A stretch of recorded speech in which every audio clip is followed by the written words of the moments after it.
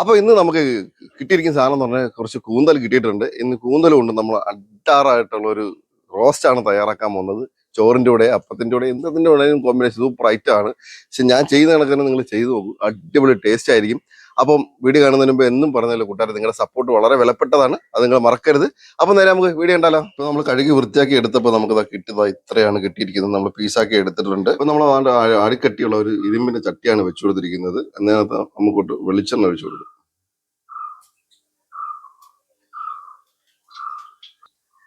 ഇനി നമുക്ക് ഇതിനകത്തോട്ട് ഒരു 1/2 ടീസ്പൂൺ കടുക് ഇട്ട് കൊടുക്കാം. കടുകൊന്ന് പൊട്ടട്ടെ. ഇനി നമുക്ക് ഇതിനകത്തോട്ട് 1 സ്പൂണ് വെളുത്തുള്ളി ഇട്ട് കൊടുക്കാം.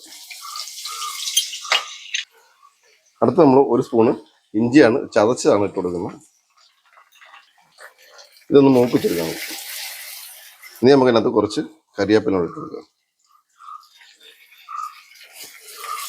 ഇനി നമ്മൾ എടുത്തേക്കെന്ന് പറഞ്ഞാൽ 4 മീഡിയം സവാള കനം കുറച്ച് അരിഞ്ഞെടുത്താണ് അത് ഇട്ട് കൊടുക്കുക. ഇനി നമുക്ക് ഇതിനകത്തോട്ട് കുറച്ച് ഉപ്പും ഇട്ട് കൊടുക്കുക.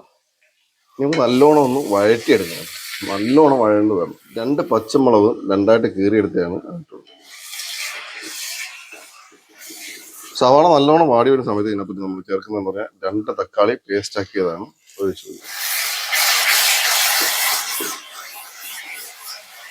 ഇപ്പൊ തക്കാളിയുടെ ഒക്കെ പച്ചമണം മാറുന്ന സമയത്ത് നമുക്ക് ഇതിനകത്തോട്ട് ഇട്ട് കൊടുക്കണം എന്ന് പറഞ്ഞാൽ മുളക് പൊടിയാണ്. അത് നിങ്ങൾക്ക് എരിവിന് ആവശ്യാനുസരിച്ച് ഇട്ട് കൊടുക്കാവുന്നതാണ്. ഞാനിപ്പോൾ ഇവിടെ ഒരു 1.5 സ്പൂൺ ഇട്ട് കൊടുക്കുന്നുണ്ട്. 1 സ്പൂണോളം മല്ലിപ്പൊടി ഇട്ട് കൊടുക്കുന്നുണ്ട്. അതെല്ലാം നിങ്ങളുടെ ആവശ്യത്തിനനുസരിച്ച് മാത്രം ഇട്ട് കൊടുക്കുക. അതിനകത്തോട്ട് ഒരു 1/4 ടീസ്പൂൺ പെരിഞ്ജീരകം പൊടിച്ചത്, ടീസ്പൂൺ ഗരം മസാല, ടീസ്പൂൺ കുരുമുളക് പൊടി, 1/4 ടീസ്പൂൺ മഞ്ഞൾപ്പൊടി. പച്ചമണം മാറുന്നത് നല്ലോണം നിളക്കാം.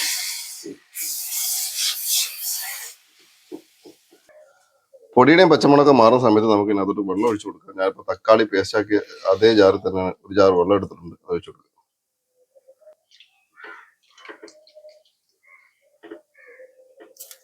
അപ്പൊ തിളച്ചു വരുന്ന സമയത്ത് നമുക്ക് വൃത്തിയാക്കി വെച്ചിരിക്കുന്ന കൂന്തലിട്ട് കൊടുക്കുക.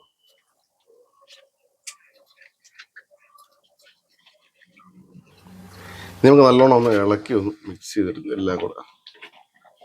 ഇനി നമുക്ക് നല്ലോണം ഇതൊന്ന് പറ്റിച്ചെടുക്കാറുണ്ട്, നല്ല അടിപൊളിയായിട്ട്. അപ്പൊ നമ്മളതാ അതിൽ നിന്ന് വറ്റി ഒന്ന് റെഡിയായി വരുമ്പോൾ ഇനി നമുക്ക് ഇതിനകത്ത് ചെയ്യേണ്ട പരിപാടി എന്ന് പറഞ്ഞാൽ കുറച്ച് വെളിച്ചെണ്ണ കൂടെ നമുക്ക് ഒഴിച്ചു കൊടുക്കണം. ഒന്നും കൂടെ നമുക്കൊന്ന് പറ്റിച്ചെടുക്കാറുണ്ട്. ഇപ്പൊ നമ്മൾ ഏകദേശം നമ്മുടെ റോസ്റ്റ് ഇവിടെ തയ്യാറായിട്ടുണ്ട്, എല്ലാം റെഡി ആയിട്ടുണ്ട്. ഇനി നമുക്ക് ഇതിനകത്തോട്ട് ഇടേണ്ടതെന്ന് പറഞ്ഞാൽ കുറച്ച് മല്ലി ഇല ഇട്ട് കൊടുക്കുന്നുണ്ട്. വേണമെങ്കിൽ ഇട്ടെടുത്തായിട്ടോ, അടിപൊളി ടേസ്റ്റും ആയിരിക്കും.